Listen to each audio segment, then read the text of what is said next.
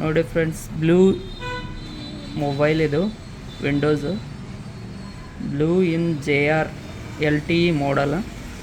ಇದನ್ನು hard reset ಹೆಂಗೆ ಮಾಡ್ಬೇಕಂತ ಹೇಳ್ಕೊಡ್ತೀನಿ ನೋಡಿ. ಫಸ್ಟ್ ಇದನ್ನು ಏನು ಮಾಡಬೇಕು, ಪವರ್ ಕೀ ಪ್ರೆಸ್ ಮಾಡಿ ಇದನ್ನು ಆಫ್ ಮಾಡಬೇಕು.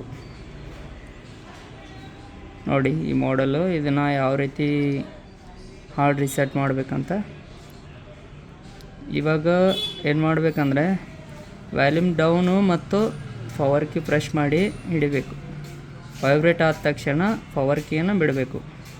ಇವಾಗ ಈ ರೀತಿ ಎರೋ ಮಾರ್ಕ್ ಬರುತ್ತೆ. ಬಂದ ತಕ್ಷಣ volume up down power press ಮಾಡಿ ಆಮೇಲೆ ಮತ್ತೆ ಡೌನ್ ಪ್ರೆಸ್ ಮಾಡಿ ಹಿಡಿಬೇಕು. ಇವಾಗ ಲೋಗೋ ಬಂದ ತಕ್ಷಣ ಇದನ್ನು ಬಿಟ್ಬಿಡಬೇಕು.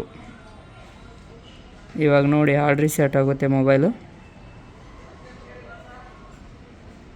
1 ಸೆಕೆಂಡ್ ವೆಯ್ಟ್ ಮಾಡಿ.